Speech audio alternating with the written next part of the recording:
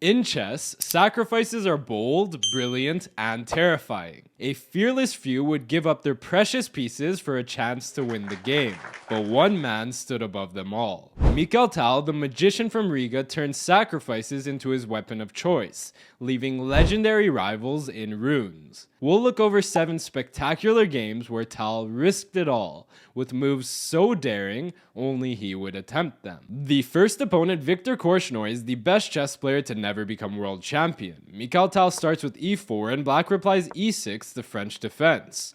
White takes full control over the center before black immediately strikes back with d5. White's knight d2 defends the pawn without blocking the c pawn, which might try to support the center.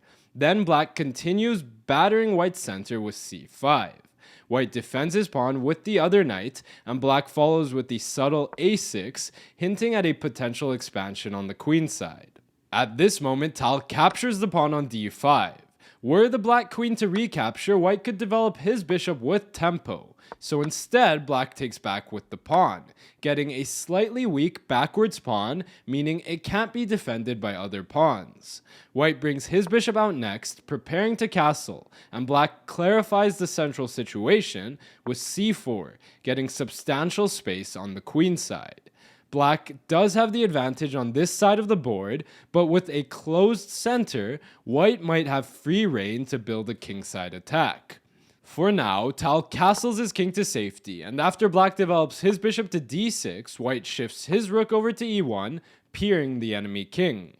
Black blocks the file with knight to e7, looking to castle as well, and white's b3 tries to break black's queenside stranglehold. Black holds firm with b5, and white attacks again with a4.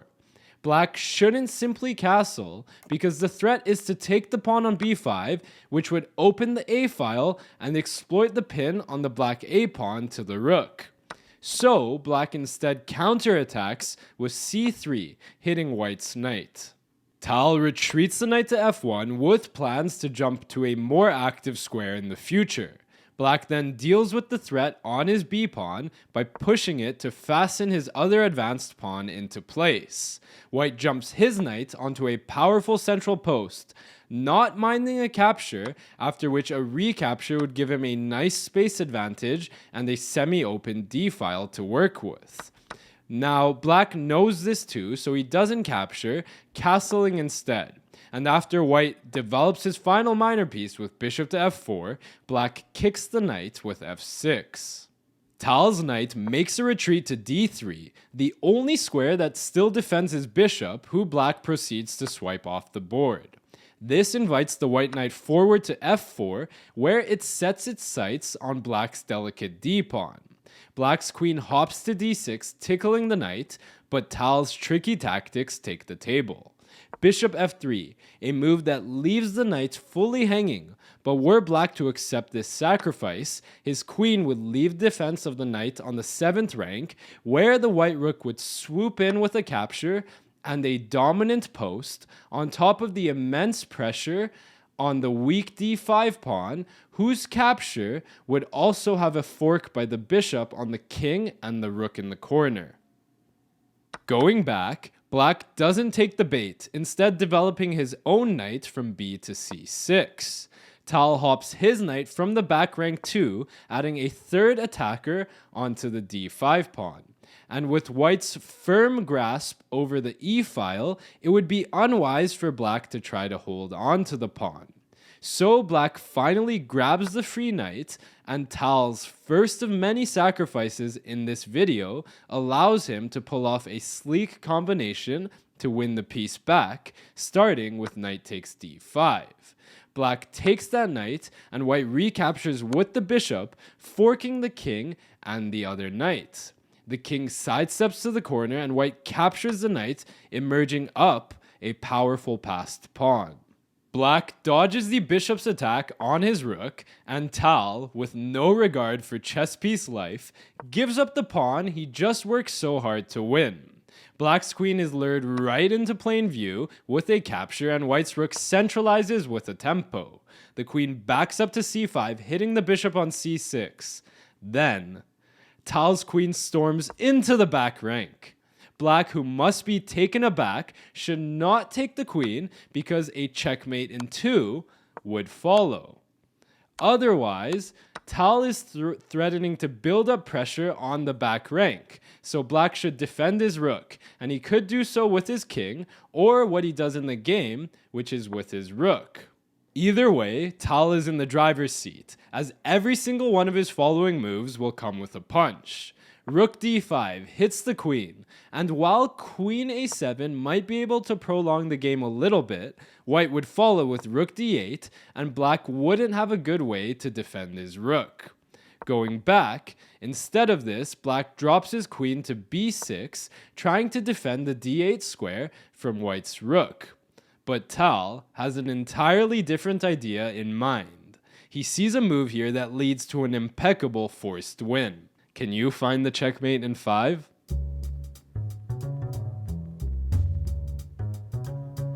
Black might think he has enough coverage of his back rank, but that rook is the only piece guarding it, and it also has to defend its partner in crime. Tal exploits that fact with an amazing queen sacrifice.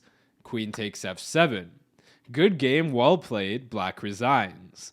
Black just has no way to stop checkmate. Taking the queen would leave the back rank open, and white's rook would swoop in with a checkmate in 2 to follow. Otherwise, going back, rook to g8 would see white's rook e8 again, and this time black has no way to defend his rook, who's about to get captured, and taking white's rook would lead to the same old checkmate. Going back again, there are several checkmate in 4s here, but the main idea is that black has no way to save his rook.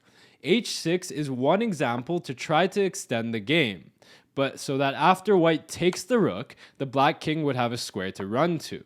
Still, white's rook to e7 would create an indefensible threat on g7, after which black could toss in queen f2 check to add a move to the game before giving in to a checkmate on the next move. The next opponent, Evgeny Sveshnikov, has an opening in the Sicilian defense named after him, but Tal doesn't give him the opportunity to play it when he starts with d4. Black replies d5, and both sides develop their king knights before white gambits his c-pawn. Black doesn't want to take it, however, because it would give up control over the center, and white would have good odds at winning the pawn back. So instead, black supports his pawn with e6, and white similarly plays e3, opening his kingside bishop.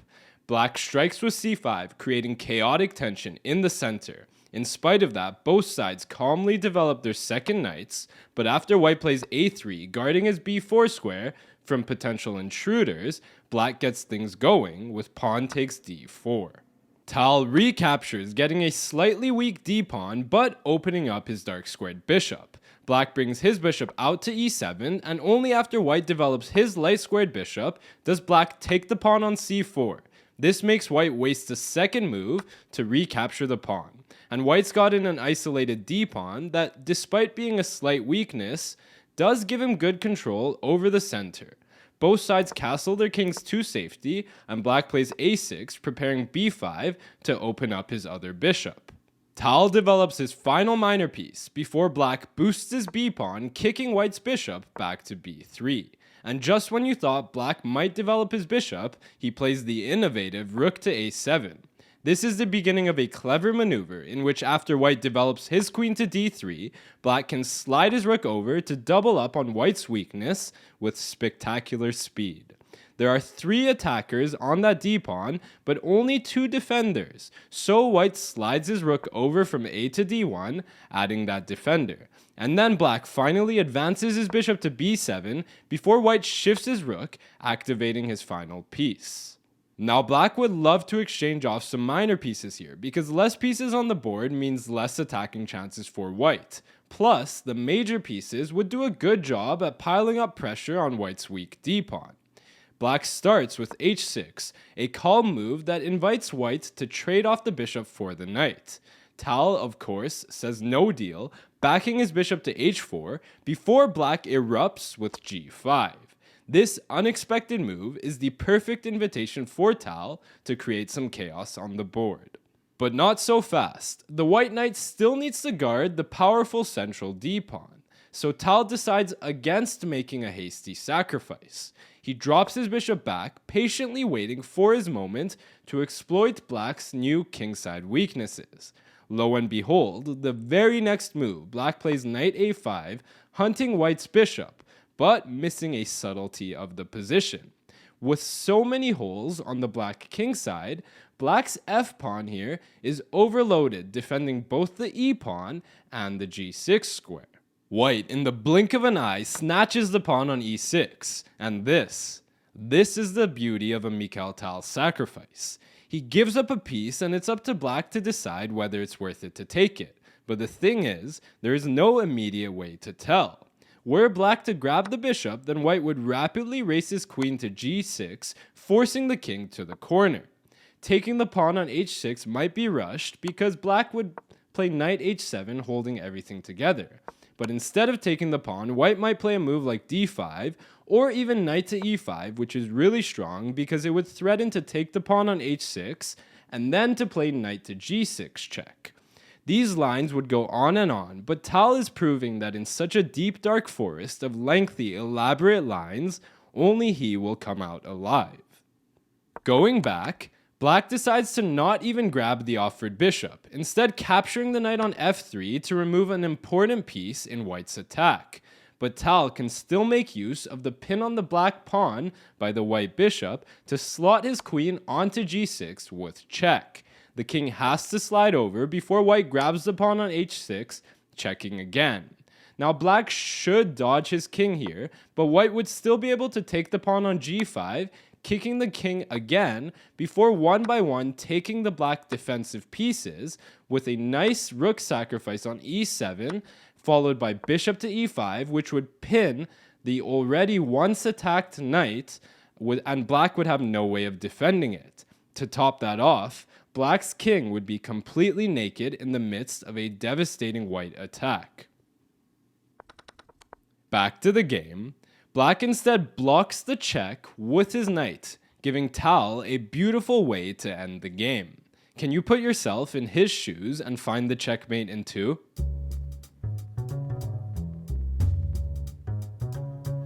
Black's knight is pinned to its only possible defender, the king. All white needs to do is add an attacker, and the move Tal plays to do that is bishop to f5. Black resigns the game. He has absolutely no way to defend that knight, so it doesn't matter what he would play next, white would play queen takes h7 checkmate. The third opponent is the great world champion Boris Spassky, and he starts d4 dressed to impress. Tal, with the black pieces this time, replies knight f6, and after c4 he plays e6, preparing to get his bishop out. White doesn't, however, want his queen knight to get pinned, so he develops his other knight first. Black, really wanting to pin white's knight, delays developing his king bishop, playing b6 to bring out his other bishop. White goes for e3, opening his king side, and after black's bishop to b7, white brings his bishop out to d3. Tal strikes in the center with d5, and white solidifies his pawn with b3. Once black develops his bishop to d6, both sides castle their kings to safety. Then white puts his bishop on b2, aiming down the long diagonal. Black brings his final minor piece out with knight b to d7, not blocking his bishop, and white plays copycat with knight b to d2. Black develops his queen to e7, connecting his rooks, and white slides his rook over to c1, anticipating an opening of the c-file. Black swings his rook over from a to d8, predicting an open d-file, and white lifts his queen to c2. At this moment, Tal strikes with c5, turning out tremendous tension in the center. White meets this first with a capture on d5, and after black recaptures with the pawn, white takes the other pawn on c5. Black recaptures, creating a hanging pawn structure characterized by an isolated pawn duo in the center. This gives black strong control over the center, but white has plans to attack these potentially weak pawns. White inches his queen forward, giving it scope along two new diagonals. Black shifts his rook over to the semi-open e-file, and white similarly activates his rook from f to d1, now with eyes on both of black's pawns. Things seem calm right now, so Tal thinks what better time to make things interesting. d4, a pawn sacrifice with the goal of opening up his pieces. Now white takes the pawn once, and after black recaptures, he should probably take the pawn again, calling black's bluff. Instead, white dodges his attacked queen to a5, and here, Tal takes control.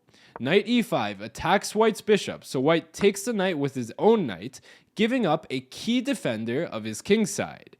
Black takes back with the bishop, securing his pawn with a good space advantage and perfectly placed pieces.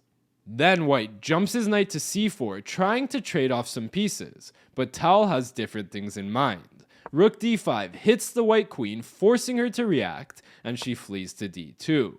Now every piece of black's puzzle is in place, and black has a move here that wins the game on the spot. Can you find black's best possible move?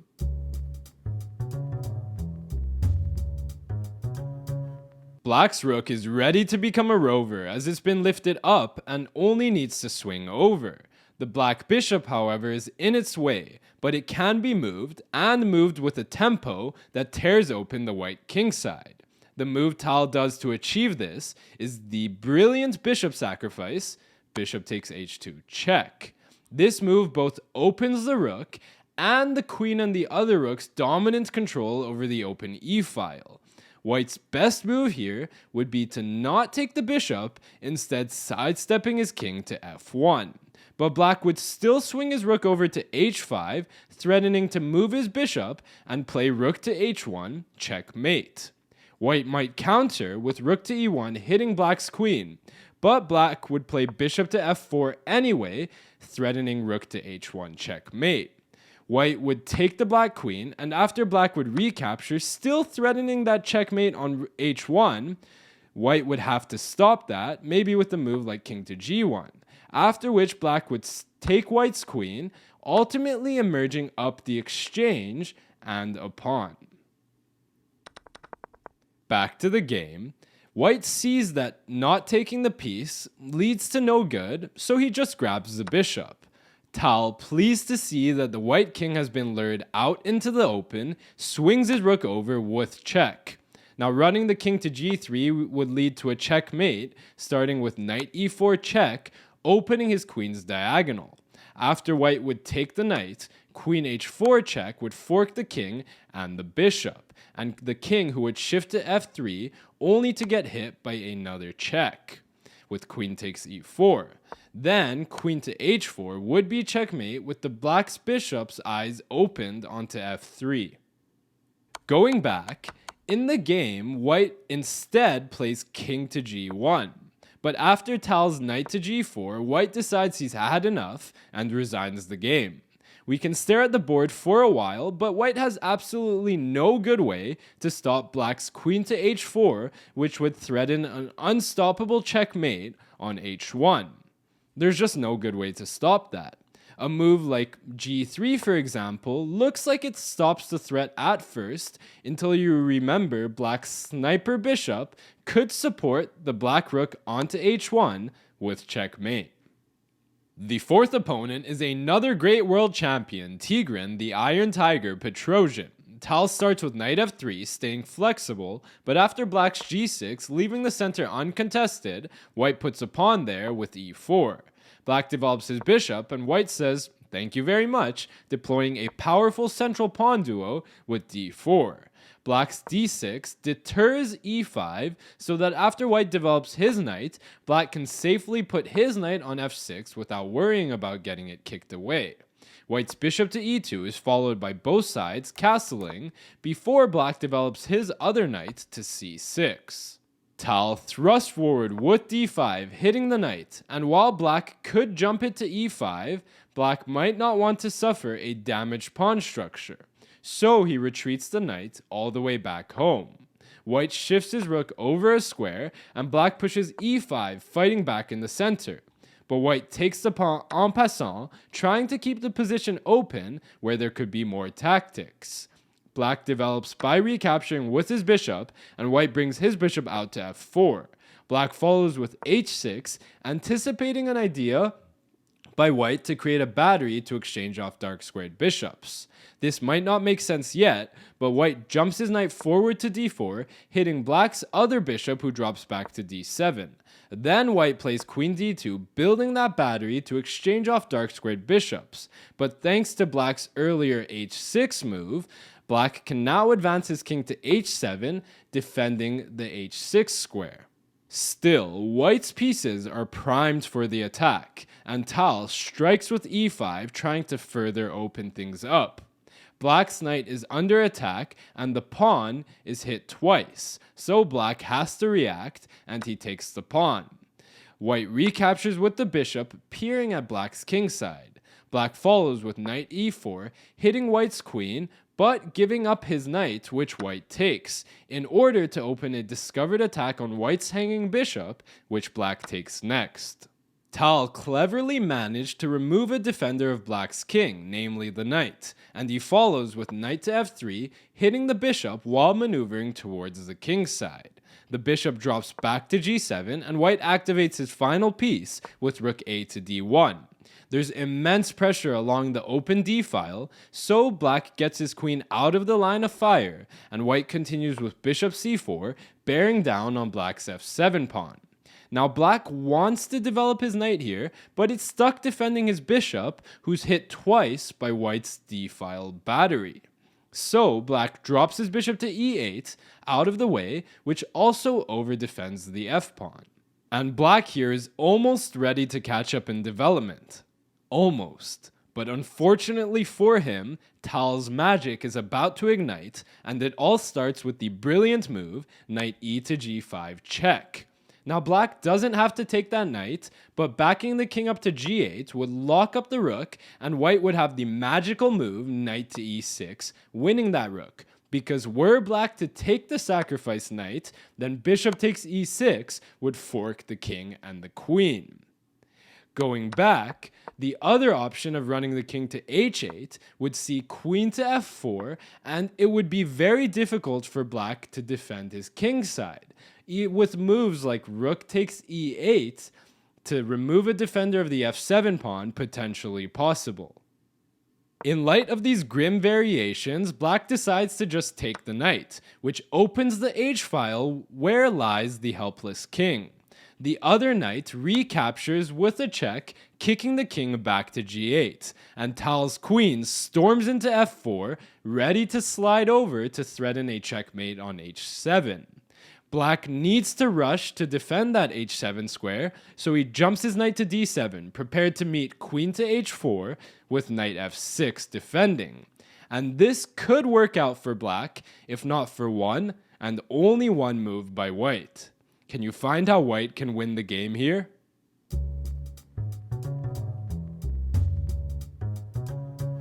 Black's only defense to white's attack is that knight, so why not just get rid of it? The move Tal plays to end black's hopes and dreams is rook takes d7. Black recaptures with the bishop so that he can at least meet queen to h4 by moving the rook to give his king a place to run away. But Tal doesn't even play that.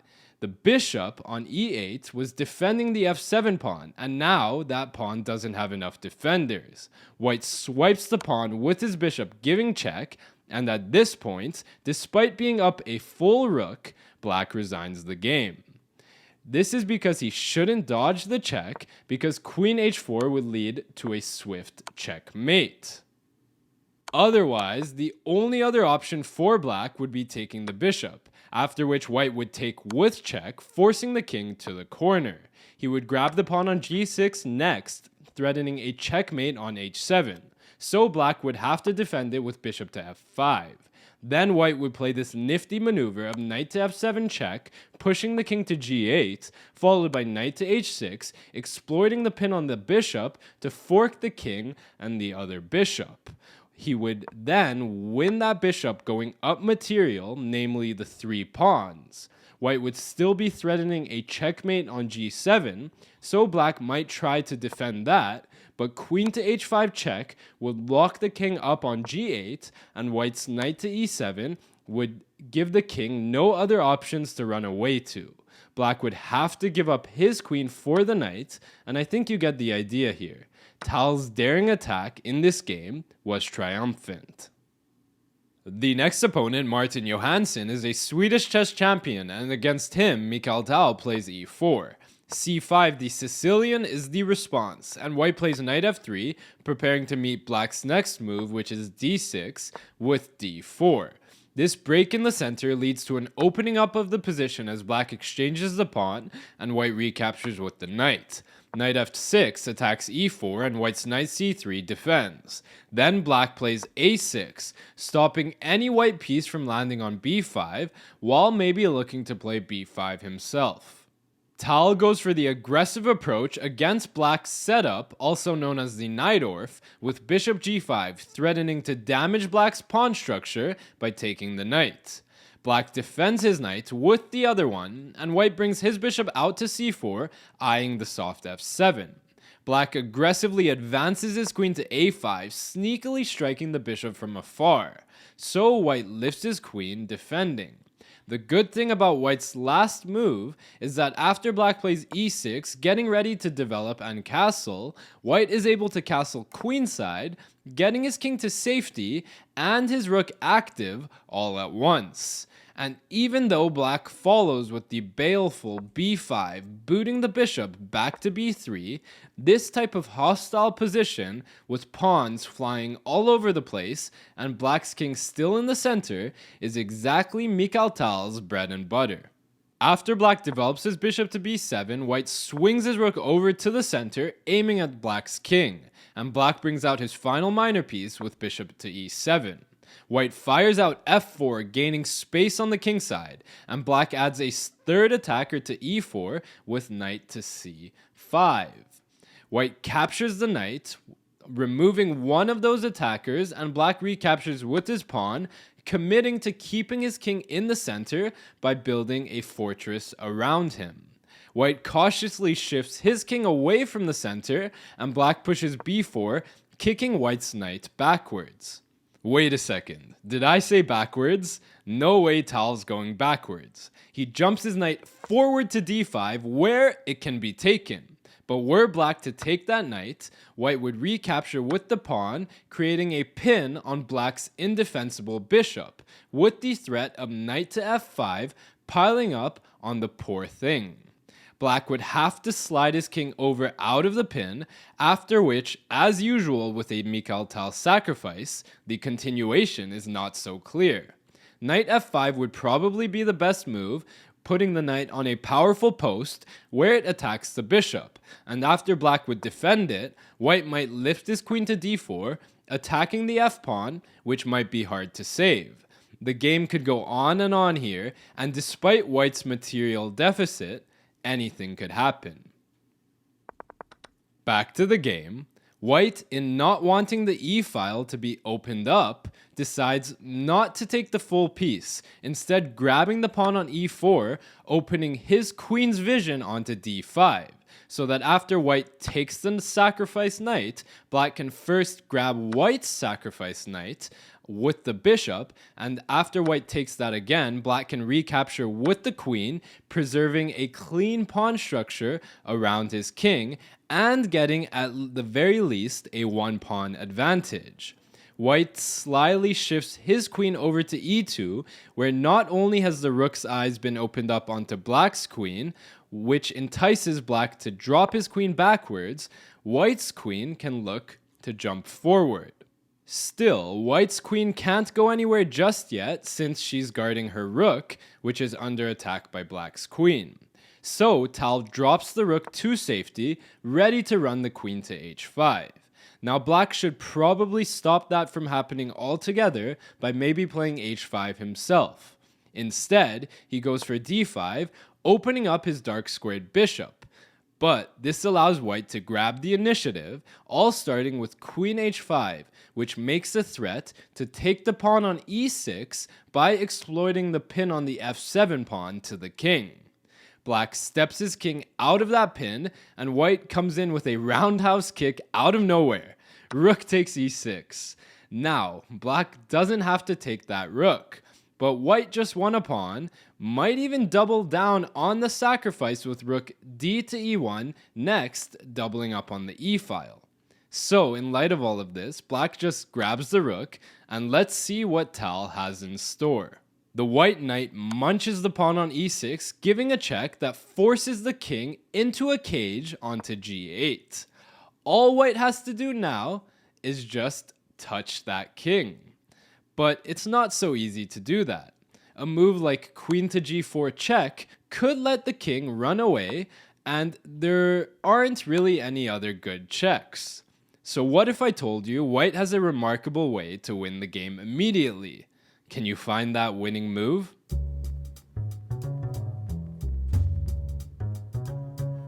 The white queen and knight surround the black king, but there's still one more piece to invite to the party, and Tal hates to exclude. So the move he plays is the remarkable rook to d3. Game, set, match. Black resigns. There is absolutely no way to stop rook to g3, which would force a checkmate. The only way black would be able to save face would be bishop to f8, but there would still follow rook to g3, forcing the black bishop to block. White would then take it with the knight, and to illustrate the threat that follows, a random move by black would be followed by knight e6, opening a discovered check on the king. The black king would have no safe squares to run to, so black would have to block with the queen, and white would take that with checkmate. Now going back, black's queen can't move anywhere because she needs to guard the d5 pawn from what could be a fork on the black king and the other rook. So, the only way for black to get out of this discovered check threat would be to sidestep the king, after which knight to e6 check would force the king onto the 7th rank, where he would get skewered by the rook, and white would finally grab the queen, emerging up a queen for a rook, which would be a decisive amount of material. The penultimate opponent, Josef Cooper, is a Swiss chess champion, and he starts e4. Tal, with the black pieces, replies with the combative Sicilian defense. White follows knight f3, looking to open up the center, and after black's d6, preventing e5 in order to safely develop his knight, white strikes with d4. Black takes the pawn, the knight recaptures, and black attacks the pawn on e4 before white defends it with his knight. a6 marks the Najdorf variation. White takes a page out of Tal's book with the aggressive bishop to g5, threatening to ruin black's pawn structure. So black plays e6, opening his queen's defense of the knight. Then white fires out f4, gaining a foothold on the king side. Tal switches the attention to the other end with b5, but white remains steadfast on the king side with queen f3. Bishop b7 peers the enemy queen, and white over-defends his loose e4 pawn with bishop to d3. Black's bishop e7 defends his knight, freeing up his queen, and after white castles queenside, immediately getting his rook active in the game, black jumps his queen to b6, attacking white's knight. But white cleverly slides his other rook over to e1, knowing that were black to take that knight, white would quickly capture the pawn on b5 with check, opening a discovered attack that would win the queen. Going back, Tal, cool as a cucumber, develops his final minor piece from b to d7. This blocks the check after bishop b5, so now that white knight is actually hanging. White drops his other knight to e2, defending it, and black advances his own knight towards the white king. Then white snatches the knight on f6 with his bishop, and after black recaptures with his bishop, white pushes g4, signaling a pawn storm on the horizon. But black is building an attack of his own, as he jumps his knight to a4, staring down the black king's shelter. there's some immense pressure with the bishop and knight coordinating onto b2, so white pushes c3, blunting the black bishop's diagonal. This last move, however, gives black something to bite on, and Tal pushes his pawn to b4, trying to break down the white queen side. White holds firm, dropping his bishop to c2, counterattacking black's knight. And out of nowhere, bam! Knight takes b2. This move gives up a knight, which white takes, but there's no clear way to win back the material right away. Black's sole goal is luring the white king out into the open. Black takes the pawn on c3 next with a double check on the king, which forces him to move. Now, were he to go backwards, either direction, queen to b2, would be checkmate. Otherwise, the white king could go to e3, but leaving that pawn on c3 would make black's attack much simpler, and he could start with a move like queen to c5 check. The plan could then be bishop to d5, opening the b file for his rook to come in, and things would get really bad.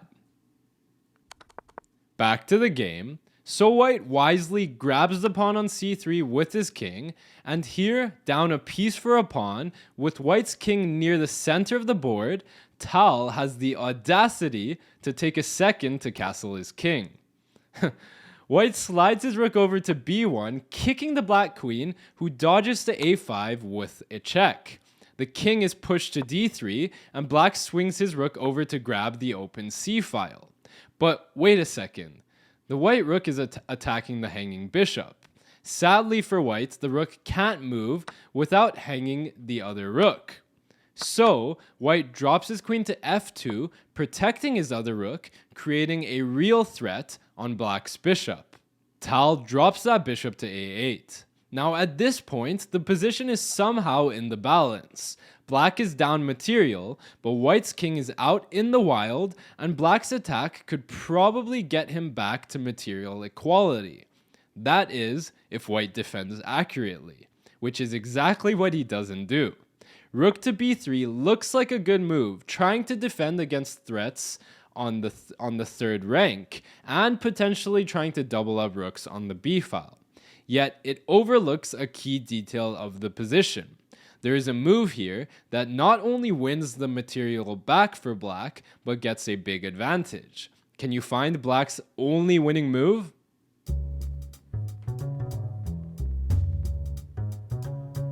Black's dream is to take the bishop on c2 with his rook, luring the king to c2, where he would get checked after queen takes a2. We'll see exactly why that's so bad soon, but for now, black's dream is ruined because taking the bishop on c2 would be followed by a knight recapture. So, black wants to kick that knight away, and the move Tal plays to achieve that is e5. If white were to move the knight, then rook takes c2 would follow, and if white wouldn't take that rook, then black would just be up material with a devastating attack coming. So, if white were to take that rook, however, then queen takes a2 would fork the king and the white rook, and if the king tries to hang on to that rook, black's rook to c8 would inevitably force him away. So going back, white chooses not to move his knight, instead counterattacking with g5, but Tal's idea remains the same. He captures the knight, removing the defense of that bishop. White recaptures with the other knight, keeping an eye on that bishop, but black swipes that one off the board too, and it's at this moment that white sees no way to survive, resigning the game. He shouldn't take the bishop with his queen because it would hang his other rook. He definitely shouldn't take the bishop with his king because the deadly queen c5 skewer would follow. In this final position, black is the one up a full bishop, and white has no way to recapture it. And with white's king naked in the center, white stands no chance. In the final game, Tal makes 3 brilliant moves in under 25 total moves. He starts e4, and his opponent, the British chess champion Anthony Miles, replies c6, the Caro-Kann defense. White takes the center with d4, and black immediately strikes back with d5. Knight d2 guards the e-pawn without blocking the c-pawn, and after black takes the pawn, white recaptures with the knight. Black develops his knight, preparing to land his other one on f6 to trade off white's knight, and both sides proceed to develop their king knights. White decides not to trade the knights, dropping his back to g3, and black plays e6, opening up his bishop. Tal develops his bishop to d3, and black brings his out to e7. White then develops his queen onto e2 before both sides castle their kings to safety. Black's b6 opens an avenue for development for his light-squared bishop, and white plays the explosive c4, gaining central space. Both sides develop their remaining bishop, and black shifts his rook over to e8. White swings his other rook over from a to d1. Black follows with c5, opening up his bishop, but this is a happy sight for white because he grabs the pawn on c5, fully opening the d-file where his rook has just landed, and then black recaptures the pawn.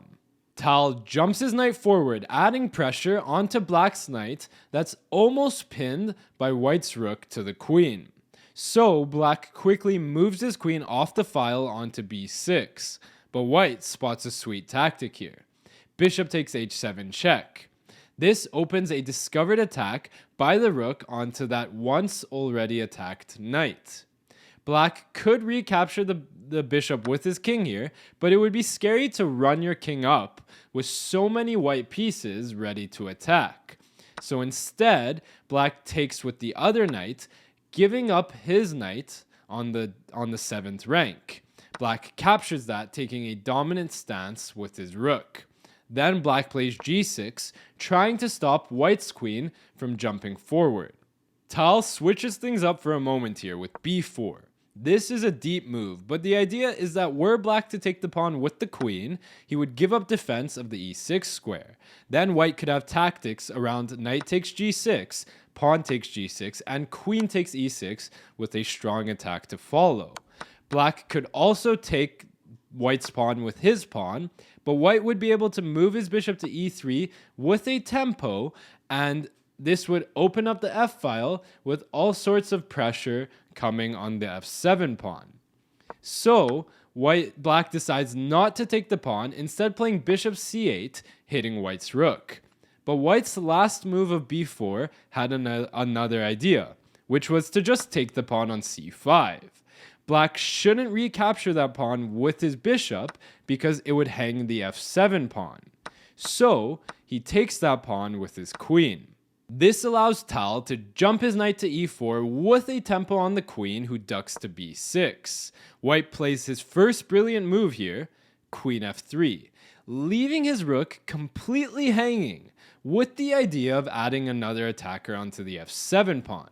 And there's just not much black can do to defend it.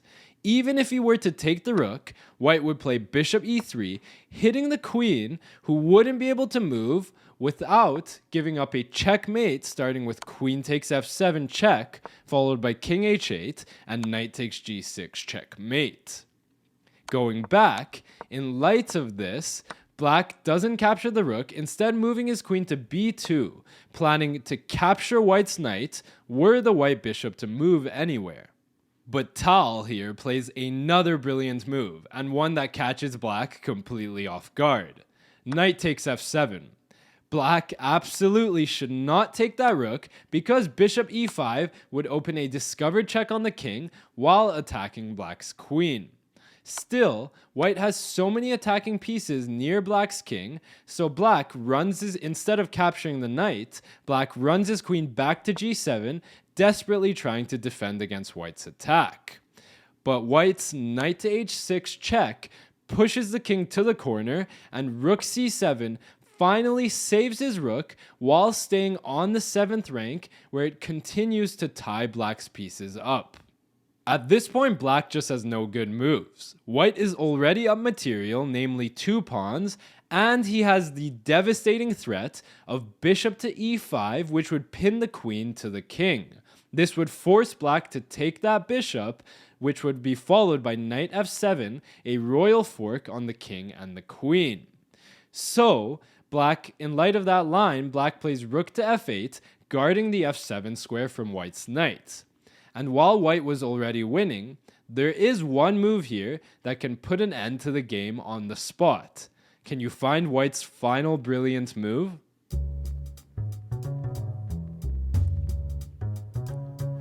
With the white knight guarding the g8 square, a bishop to e5 check on the king would be deadly.